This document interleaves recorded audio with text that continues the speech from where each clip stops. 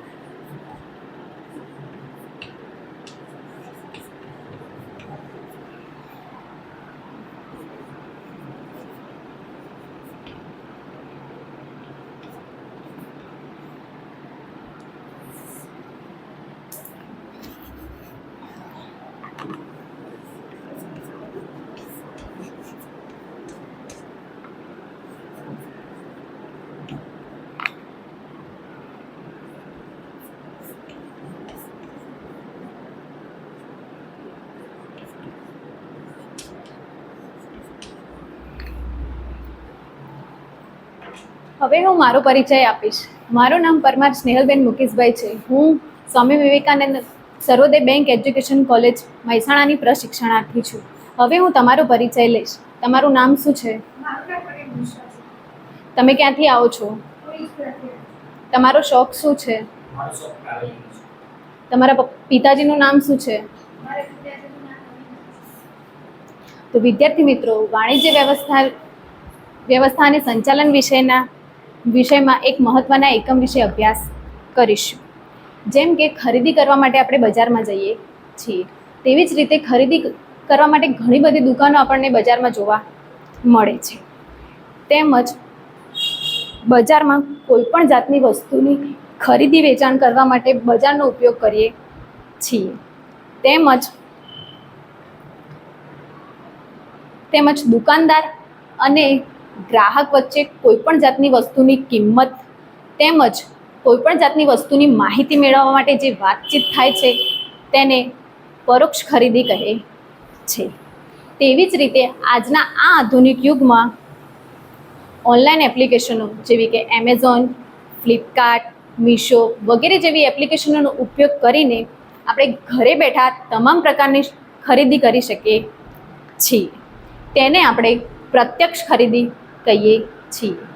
તેવી જ રીતે પહેલાં આપણે સંદેશા વ્યવહાર માટે ટપાલ કે ફેક્સનો ઉપયોગ કરતા હતા, ત્યારે આજના આ આધુનિક યુગમાં આપણે મોબાઈલ, કમ્પ્યુટર, લેપટોપ જેવા ઉપકરણો દ્વારા આપણે ઈમેલ કે SMS દ્વારા સંદેશા વ્યવહાર કરી શકીએ છીએ. તેવી જ રીતે આમ મોબાઈલ, કમ્પ્યુટર, લેપટોપ ઉપકરણો દ્વારા સંદેશો મોકલવા માટે જે નેટવર્ક દ્વારા ઈમેલ અને SMS કરીએ છીએ. હવે હું તમને કેટલાક પ્રશ્નો પૂછીશ, જેને આવડે તે હાથ ઊંચો કરી પૂરા વાક્યમાં જવાબ આપશે. ઓનલાઈન ખરીદી માટે શાનો ઉપયોગ કરીએ છીએ?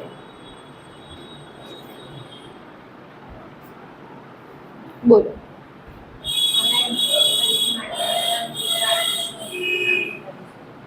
સરસ. સંદેશા વ્યવહાર માટે આપણે શાનો ઉપયોગ કરીએ છીએ?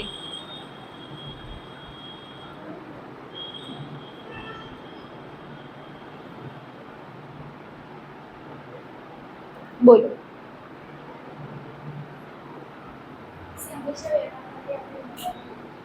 ખોટો. ઉભા રહો. બોલો. સંદેશા વ્યવહાર માટે આપણે ઈમેલ અથવા SMS જેવી SMS નો આપણે ઉપયોગ કરીએ છીએ. બોલો.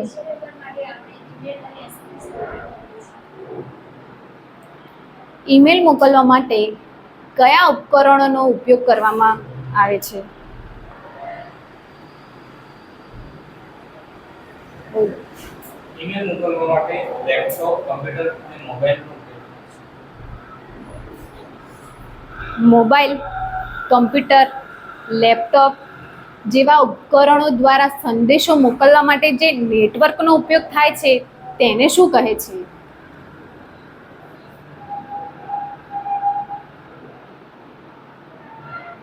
બોલો. મોબાઈલ, કોમ્પ્યુટર, લેપટોપ વગેરે દ્વારા સંદેશો મોકલવા માટે જે ઉપયોગ થાય છે તેને ઇન્ટરનેટ. જે નેટવર્કનો ઉપયોગ થાય છે તેને ઇન્ટરનેટ કહે છે. તો વિદ્યાર્થી મિત્રો, આજે આપણે ઇન્ટરનેટ વિશે અભ્યાસ કરીશું.